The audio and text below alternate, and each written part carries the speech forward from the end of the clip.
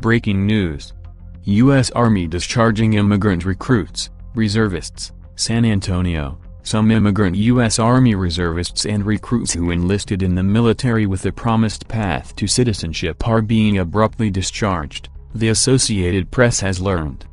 The app was unable to quantify how many men and women who enlisted through the special recruitment program have been booted from the Army, but immigration attorneys say they know of more than 40 who have been discharged or whose status has become questionable, jeopardizing their futures.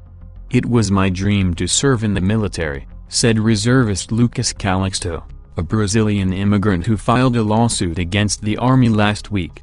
"Since this country has been so good to me, I thought it was the least I could do to give back to my adopted country and serve in the United States military." Some of the service members say they were not told why they were being discharged.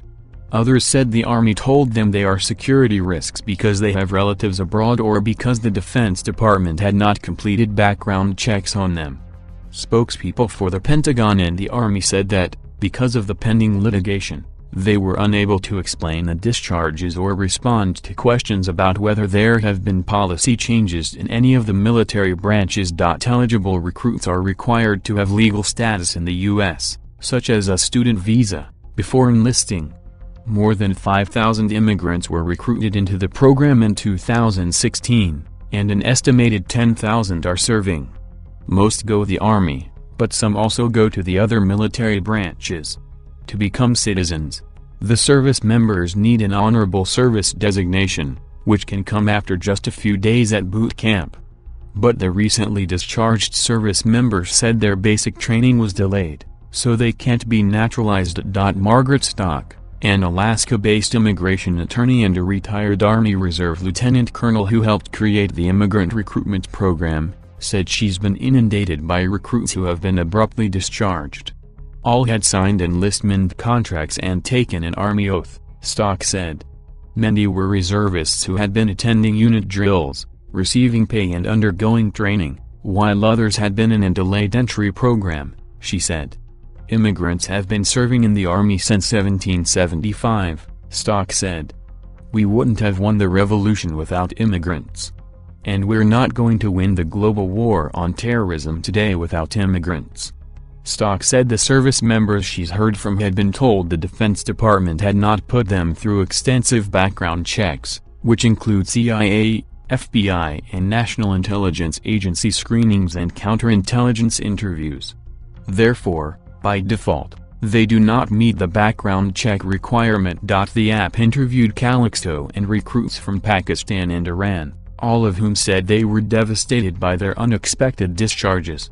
In hopes of undoing the discharge, Calixto filed a lawsuit in Washington last week alleging the Defense Department hadn't given him a chance to defend himself or appeal. He said he was given no specific grounds other than personnel security. Calixto, who lives in Massachusetts and came to the U.S. when he was 12, said in an email interview arranged through his attorney that he joined the Army out of patriotism. The Pakistani service member who spoke to the app said he learned in a phone call a few weeks ago that his military career was over. "There were so many tears in my eyes that my hands couldn't move fast enough to wipe them away," he said. "I was devastated, because I love the U.S. and was so honored to be able to serve this great country." He asked that his name be withheld because he fears he might be forced to return to Pakistan, where he could face danger as a former U.S. Army enlistee. Portions of the 22-year-old's military file reviewed by the app said he was so deeply loyal to the U.S. that his relationships with his family and fiancée in Pakistan would not make him a security threat. Nonetheless, the documents show the Army cited those foreign ties as a concern. An Iranian citizen who came to the U.S. for a graduate degree in engineering told the app that he enlisted in the program hoping to gain medical training. He said he had felt proud that he was pursuing everything legally and living an honorable life. In recent weeks, he said, he learned that he'd been discharged.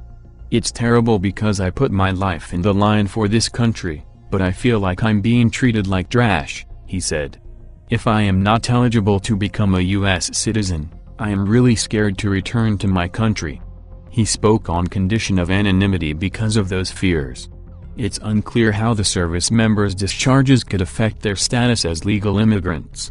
In a statement, the Defense Department said, "All service members, that is contracted recruits, active duty, Guard and Reserve, and those with an honorable discharge are protected from deportation."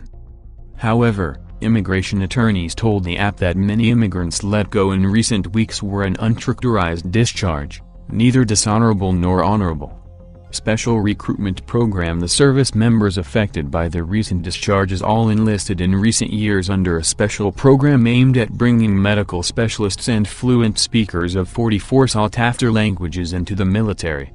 The idea, according to the Defense Department, was to recognize their contribution and sacrifice. President George W. Bush ordered expedited naturalization for immigrant soldiers in 2002 in an effort to swell military ranks.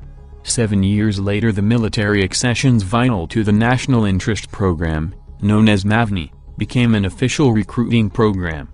Many service members recruited through the program have proven to be exemplary.